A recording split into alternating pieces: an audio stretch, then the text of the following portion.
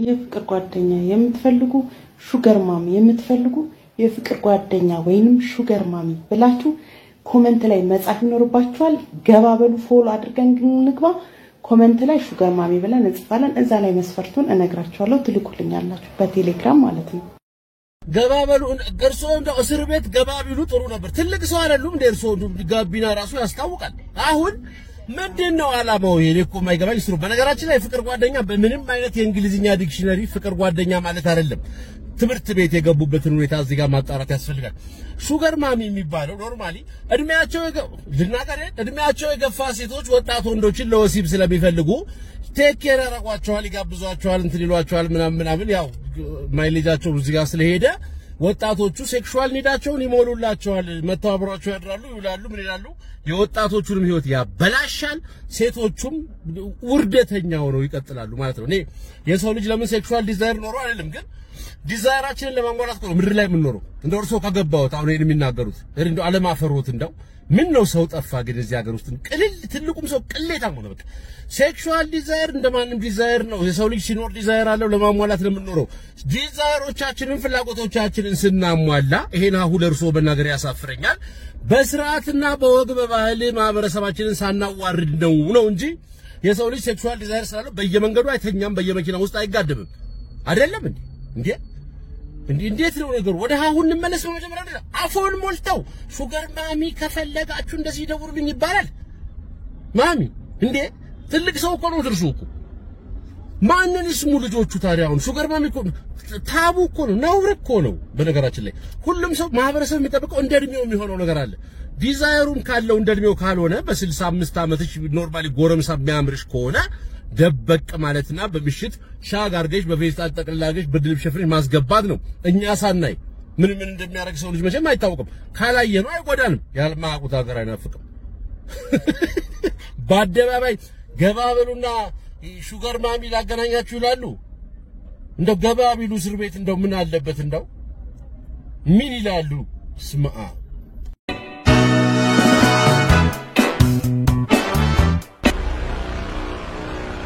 ዛፍ ለመቁረጥ መፍለጫን ሳይሆን እርግማንን የምትጠቀም ሀገር ሰለሞን አይስላንድ። አብዛኛው የዓለም ሀገራት ዛፍን ለመቁረጥ የተለያዩ የስለት መሳሪያዎችን ወይም ደግሞ ዘመናዊ ማሽኖችን ይጠቀማሉ። የሰለሞን አይስላንድ ነዋሪዎች ግን ከአፋቸው በሚወጣ እርግማን ነው ዛፎችን የሚቆርጡት። ሊቆርጡ በፈለጉት በአንድ ትልቅ ዛፍ ዙሪያ ይሰባሰባሉ። ከበውትም ለቀናት ያህል ጠዋት በፀሐይ መውጫ ይረግሙታል። እየሞትክ ነው፣ ከእንግዲህ ጠንካራ አይደለህም፣ ስሮችህ ይበሰብሳሉ፣ በቅርቡ ትወድቃለህ እያሉ ድምጻቸውን ከፍ አድርገው ይረግሙታል። በእጃቸው እንኳን አይነኩትም። ዛፉም ቅጠሎቹ ይደርቃሉ፣ ቅርንጫፎቹም ይደክማሉ፣ በመጨረሻም ራሱ ይወድቃል። ራሳችንን ወይም ደግሞ ሌሎች ሰዎችን በመጥፎና አሉታዊ ቃላት ስንናገር ምን ሊፈጠር ይችላል? እኔ ጎበዝ አይደለሁም፣ በፍጹም አይሳካልኝም፣ አልችልም፣ ደካማ ነኝ ስንል ሁሌም በጎ ቃላትን እንናገር። ቃላት ዛፍን የሚቆርጡ ከሆነ በሰው ነፍስ ላይ ምን ሊያደርጉ እንደሚችሉ ገምቱ። የምትናገሩትን ቃላት በጥበብ ምረጡ።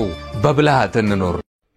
እንትን ነው ተነሳሽነትን አደንቃለሁ። በጎ ነገር ለማስተላለፍ ነው። ይሄ አነቃቂ ኢንስፓይሬሽናል ነገር የሚባለው ነገር በነገራችን ላይ የእውቀት ጉዳይ አይደለም። አዋቂ ሰው አይደለም የሚያነቃቃ ሲሆን የኖረው ሰው ያነቃቃል። ያው እኛ ሀገር እንዳሉት ገንዘብ ቀላል ነው ማግኘት ትችላለህ ማለት ነው። አንድ ብር የሌላቸው ሰዎች እንዳሉት ሁሉ በዛው ልክ ያገኘ ሰው ዝም ብለህ ባይናገር ራሱ ማግኘቱን አይተህ ትነቃቃለህ። ምን ልል ፈልጌ ነው? አነቃቂ ንግግር ትልቅ ሪሰርች ስፔስ ሳይንስ የሚፈልግ ታሪክ አይደለም። ምን ይፈልጋል ግን? ማህበረሰብ ሊረዳው በሚችል ላያላግጥበት በሚችል ቁም ነገርን ለቁም ነገር አርጎ እንዲወስደው የሚያስችል ያገላለጽ ጥበብ ያስፈልጋል። ተረትና ምሳሌውም ነገሩ ምናምን ኢትዮጵያውያንን ይመስል ነገር አለ። ኢትዮጵያ ውስጥ በጣም ጆክ ያልከው ነገር ራሻ ሊያናድድ ይችላል። ፈረንጆቹ ደግሞ እንትን የደላቸው ሰዎች ፊንላንድና ስዊዘርላንድና ምናምን ደግሞ ክትክት ብለው የሚስቁበት እዚህ ሀገር የመጀመሪያ ብስጭት ሊያደርግ ይችላል። እንኳን ሊያስቅ ቀርቶ አለው አገባብ አለው። ሰው ሲሪየስሊ እንዲወስድ ከፈለክ ምን እንደሆነ የሚሰማው ሰው ሲሪየስሊ የሚወስዳቸው ቃላት ምን እንደሆነ መቼም ማወቅ አለብህ። ዛፍ በርግማን ወደቀ ብለህ ይሄን ስቶሪ አውቀዋለሁ፣ ጉግል ብታረጉት ታገኙታላችሁ። ያው ሚዝ ነው። ሚዝ ማለት ዝም ብሎ አባባል የድሮ ታሪክ የነበር ድንጋይ ዳቦ አይነት ነገር ነው። ሳይንስ የለውም። በዘመኑ ጊዜ ሰው በሙሉ ዲጂታል ሆኖ ስንት ነገር ብራውዝ እያደረገና ዓለም ስንት ደረጃ ደርሶ አሁን የምታስተናግድ ማታ ሁሉ ስተኛ እንዳይበርድ የምታቅፍ ሮቦት ሁሉ እንሰራለን እያሉ ባሉበት ዘመን ዛፍ ተረግሞ ወደቀ የሚል ወሬ እያመጣ ለምን ሙድ መያዣ የምትሆነው? ቁም ነገሩን ዝም ብላ አትናገርም እንዴ? በቃ እንደው ለዛችሁ ይመርስት የሆነ ሰው አልነሳስቶ ከጉግል ተርጉማችሁ ነው ስተረጉሙ ወደኛ ስታመጡት እኛን አስመስሉት እስቲ እኛን ይምሰል። በቃ ይሄ ተረቱ ነገሩ ንግግሩ አሁን እኮ እኛን አልበስል ያለ እንደወረደ እኮ ነው ኢንስፓይሬሽናል ንግግር ይላል አዳራሽ ሙሉ እንግሊዛዊ ተሰብስበው እንግሊዛዊ የምግብ ችግር የለበትም ቤዚካሊ እንደው አንዳንድ መንገድ ላይ እንዳለ ምናብራችሁ የጠበበ ነገር እንዳትናገሩ ጀነራሊ የሰለጠነ ሀገር ላይ ያለ ሰው የምግብ የሼልተር የልብስ የምናምን እንደዚህ ነገሮች ችግር የለባቸውም ስራ ደህና ነገር ያላቸውም አሉ ፉድ ስታምፕ ምንም ሊያገኙ ይችላሉ እንደኛ ሰፈር ላይ ያደርግ ይችላል እነሱን ሰብስበው የማይሰሩትን ሰዎች ስለ ስራ ስለ ኢነርጂ አንዱ ሰው እንደዚህ ሆኖ እንትና ወል ስትሪት የገባው እኮ ከዚህ ተነስቶ ድራይቨር ነበር በዚህ ገብቶ አበለ እንትን ትላለህ ታነሳሳል የነሱ የመነሳሳት ነገር አለው ስራ ለሌለው ሼልተር ለሌለው ምግብ ለሚያሳስበው ቁርስ በልቶ ምሳውን ለማይደግም ሰው ሴንስ ኦፍ ሂውመር ትላለበት እንደ ዘንድሮ ጊዜ ደግሞ በተለያየ ነገር በመረጃ ተተብትቦ ለነሆለለ ሰው ብሔር ሃይማኖት ጸብዚ ጋር ምናምን ቅብርት ኢኮኖሚ ነዳጅ ጭማሪ ምናምን ላምታታው ሰው ይሄንን ሰብስበ እነዛን ያነቃዋቸው ንግግር አነቃለሁ ብትል እጣላለሁ እግዚአብሔር ለጠለ ማለት በመተሳሰብ መቻል አለብን መደማመጥ አሁን አንተ የሰጣው ምሳሌ አሳቀኝ ነኝ አንተ ቁም ነገር ልታስተላልፍ ነው ድምጻቸውን ጮክ አድርገው ይረግሙታል እንትን ነው አርጅቷል ጆሮ ያከራክረዋል ዛፉ ከዛላ ራሱን አጠፋ ስለዚህ በዚህ ዘመን ሳይንስ ሁሉ በነገርኩ ሳይንስ ዘመን ልጆች ዛፍ በርግማን ይወድቃል ብለው መጥረቢያ ቀርቶ በርግማን ይወድቃል ብለው እንዲያምኑ ነው እንደው ለዛ እስቲ ይኑራችሁ እንደው ሙዝዝ አትበሉ እስቲ ጉግል እኮ ኖርማሊ የሆነ ነገር ይሰጣል ወደ አንተ እንድታመቻመቸው ነው እንጂ ዝም ብለህ መንዝረህ እንድታመጣው እኮ አለ አቮካዶና እንትን አርገሽ 3 ጥፍጥር የሚመስል ነገር እንትን ብለሽ ፒች እንትን ልጣጭና እንትን አርገሽ ፊትሽን ብትቀቢው ምናምን ስኪን ኦይሊ ስኪን ይነጻልሻል እሱ ለዴንማርክ ሴት ነው በነገራችን ላይ እኔ ተቀብቸው እዚህ ማዲያት ነው የሚያወጣብኝ ጉግል ላይ አይተሽ ነው የዚህ ሀገር ቴክስቸር ምንድነው አነቃቂውም እንዳልኳችሁ እንግሊዝ ሀገር ሰብስበው የሚያነቋቸው እነዚህ አመቶ ሊጣላን ይሞክራል ፌራሪ ካየ ፌራሪ እንትን ተላል ፌራሪ ምን እንደሆነ ራሱ ማቅ ማህበረሰብ ውስጥ እንደው ሪሰርችሽን ብትሰሪ ፍሬንዴ አባቴ ግድ የለም እንደው እንደ ክፉ አትውሰድብኝ እንደው ሚላልዳ ዛፍ መጥረቢያ እንዴት ነው ዛገር የለም ተቸገረው ነው መጥረቢያ ይድፋ ገደል ግባ ምናምን ዛፉ I believe you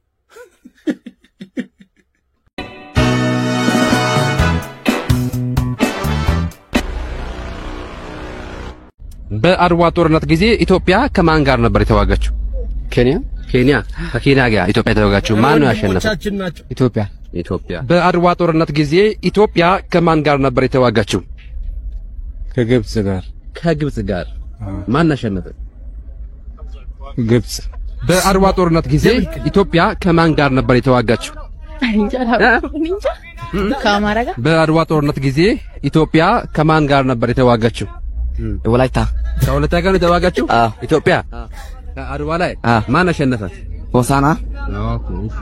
የመጨረሻው ሰው የኳስ ደጋፊ ነው ቀላቀልከው ወላይታ ጋጫውት አሁን እኔ ወደዋይ ሱቁ ነው አሳፋሪ እኮ ነው የደረስንበት ደረጃ የራሳችንን ታሪክ ማናቅ እነዚህ ሰዎች ቀልዳቸው እንዳይመስላችሁ ብዙ ሰው ካለማመኑ የተነሳ አረስ ይቀልዱ ነው አንተ ምናምን ብላችሁ ኮሜንት የምታደርጉልኝ አላችሁ አንዳንድ ፈር የለቀቀ ውርደት ሲታይ ቀልዳቸውን እኮ አይደለም ስለማቀ ነው እመኑኝ አይደለም ቀልዳቸውን አይደለም የምራቸው ነው አያውቁም በቃ አያውቁም ትልልቆቹ ሰዎች እነዚህ ሰዎች ባለማወቃቸው ቁጭ ብላችሁ ትዝናናላችሁ ሼር ታረጋላችሁ አየው መልሱ ነው እየተባለ ውርደት እኮ ነው እኛ እኮ ትምህርት ቤት ስንማር እኮ ስለ አድዋ ታሪክ ብቻ ሳይሆን ስለ ናፖሊዮን ቦናፓርታ ስለ የጀርመን ዩኒፊኬሽን ስለ ቅብርጥስዮ ምናምን ስለ ጁሴፔ ጋሪባልዲ ስለ ክሪስቶፈር ኮሎምበስ እግዚአብሔር ይመስገን አስተማሪዎቻችሁ እድሜና ጤና ይስጣችሁ የሞታችሁት መንግስት ሰማይ ያዋርሳችሁ ውለታን ይሰራችሁልን ማህበረሰብ ጎረቤትነት እየብዙየና እንትን አይሰሩልን ውለታ እንደው የሚያውቁትን በእኛ ጊዜ እየተባለ የተነገረን ይሄን ሁሉ ኮትኩቶ ነው ማህበረሰብ የሚያሳድገው እነዚህ ትልልቅ ሰዎች ከየት መጡ ማይባሉ የሰው ልጅ እንዴት ቤዚክ ግንዛቤ አይኖርም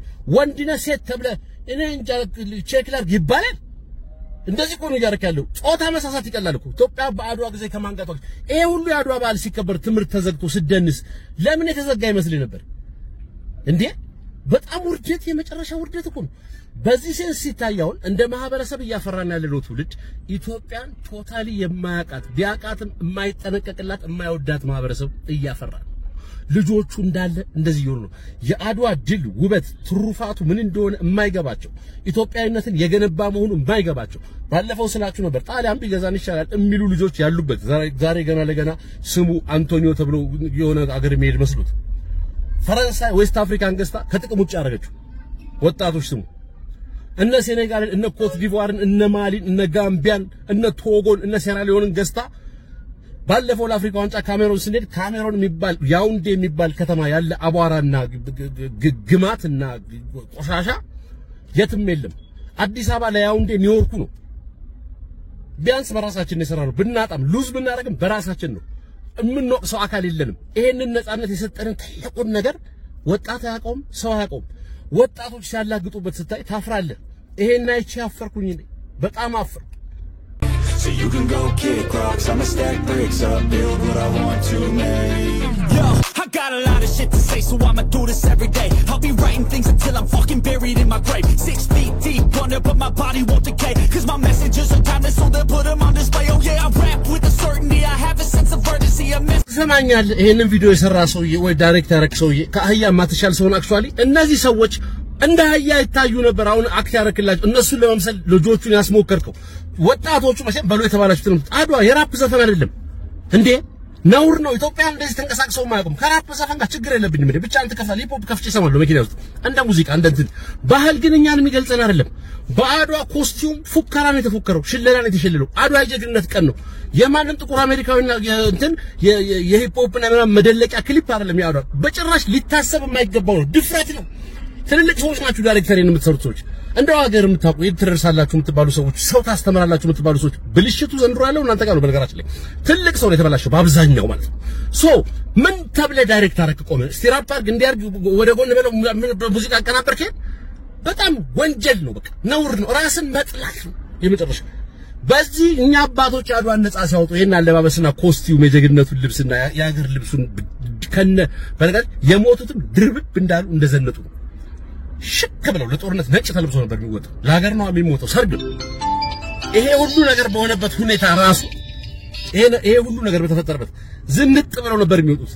በነገራችን አምሮባቸው ነበር የሚወጡት። ነጭ በነጭ ለብሰው ለሀገር ነው የሚሞተው። ሊሞቱ ዘንጠው ነበር የሚወጡት። ሰርግ ነው ለሀገር መሞት። እነዚህ አባቶች ያንን ድል አድርገው አድዋን ነፃ ባወጡበት ዘመን አሁን እዚህ ክሊፕ ላይ ሙዚቃውን የከተትክላቸው ጥቁሮች ደግሞ አያቶቻቸው እንደ አህያ ተጠምደው እንደ በሬ ያረሱ የነበረበት ዘመን ነው። ለጥቁሮች ፋና ነፃነት የሆነ ነው እኮ አድዋ። ልትኮራበት ነበር የሚገባ። ቀረርቶና ሽለላ አድርገህ ልጆቹን መፎከር እንዴት እንደሆነ ብታስተምራቸው ኖሮ አሁን እነዚህ ወጣቶች እዚህ ክሊፕ ላይ ያሉት በጣም ነው የማዝነው። የመጨረሻ ነው የማዝነው። ከዚህ ምን ሜክ አደረጋችሁ? ገንዘብ ሜክ አደረጋችሁ? ተረፋችሁ? በደንብ ሰራችሁ? ሰራን ነው የምትሉት መቼም። ዘንድሮ ሌባም ታክሲ ተራ ኪስ ገባ ዛሬ ስንሰራ ነው የሚባለው። ሌብነትም ስራ ሆነ፣ ነውርም ስራ ሆነ። ምን ይላሉ እንደው? ኧረ አደብ አድርጉ። ተው ግን ተው።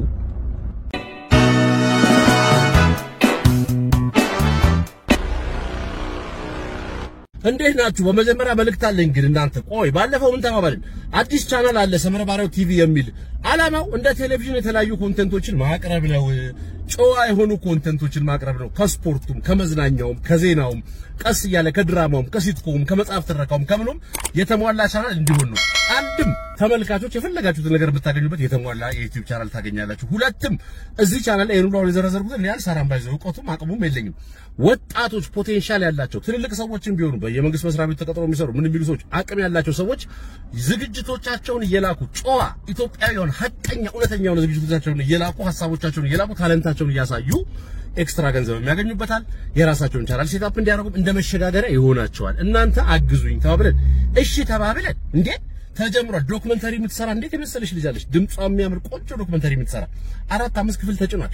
ዜና በየቀኑ ሳይታክት 2-3 ጊዜ ቪዲዮዎች የሚጭን በጣም ጀግና ጎበዝ የሆነ ልጅ፣ ድምጹ ያማረ፣ ዜናው ደግሞ እውነተኛ ባይዞይ እውነተኛ ሐቀኛ መረጃ። ይሄ ፋብሪኬት የተደረገ ድርሰት ዜና ታሰሩ በሉጠጡ የለም። እዚህ እንደዛ ዜናዎች የሚጭን ልጅ ጀምሯል። ኦሬዲ ስንት ቀኑ ነው? በጣም ብዙ ቪዲዮዎች ነው። ሃያል ሞላ 101 ቪው 110 ቪው 200 ቪው ነው እየታያለው። እንዴት ነው እንዴ? ትልቅ ሰዎች ተባብለን ስንት ነገር ተባብለን በሉ እየገባችሁ ሰብስክራይብ እያደረጋችሁ አበረታቷቸው። እነዚህ ልጆች ተበረታታው ጨዋ የሆነ ኮንተንት መስራት ገንዘብ እንደሚያስገኝና ባለሙያ እንደሚያስብል ሊያውቁ ይገባል። ውሸት ዜና ሳይሆን ሐቀኛ ዜና አውርቶ ገንዘብ ሜክ ማድረግ እንደሚቻል ሰው መሆን እንደሚቻል ለማሳየት እፈልጋለሁ። እኔ እናንተ ካገዛችሁ ብዙ ቪው ካላችሁ ብዙ ሰው የሚያያቸው ከሆነ ሱነር ሌተር ደግሞ ቀስ እያለ ገቢ የሚያመጣላቸው ከሆነ ዋይ ኖት ፌክ ኒውስ ውስጥ ለምን ይገባል ሰው? ለገንዘብ አይደል የሁሉ ጥፋት የመጣብን እዚህ ሀገር ውስጥ የሁሉ ብልግና። ስለዚህ ጨዋ ነገር ሰርቶ ማግኘት ይቻላል የሚለውን ማሳየት ስለምፈልግ ነው። አደራችሁን እላችኋለሁ። ሰመር ባሪያው ቲቪ የሚል እዚህ ቻናል ላይ ሆናችሁ ለምሳሌ ሆም ላይ ግቡና ከስር ሊንክ አድርጌዋለሁ ቻናሉ። እሱን ሰብስክራይብ አድርጉ ከስር። አለበለዚያ ደግሞ ራሱን ክሊክ አድርጋችሁ ውስጡ ግቡና እዚሁ ቪዲዮ ዲስክሪፕሽን ስርም አለላችሁ። እዚሁ ፔጅ ፊት ለፊት ሆም ላይም አለላችሁ ከስር ይሄ ሊንክድ ቪዲዮ ላይክ የሆነ ነገር የሚል ብዙ ቋቶ የለም በዚህ ዙሪያ የሚል ነው። ብቻ ሰመር ባሪያው ቲቪ የሚለውን ሰብስክራይብ አድርጉት። ለወደፊት እነዚህ ልጆች ብዙ ሰው ያያቸዋል፣ ብዙ ሰው ያበረታታቸዋል ብዬ አስባለሁ። የራሳቸውን ቻናል ከፍተው የራሳቸውን ሚዲያ ላይ ሁሉ መስራት የሚችሉ አቅም ያላቸው ልጆች አሉና በዛ ደረጃ እንድታበረታቱልኝ እፈልጋለሁኝ። እግዚአብሔር ይስጥልኝ። አሁን ማታሳፍሩኝ እንጂ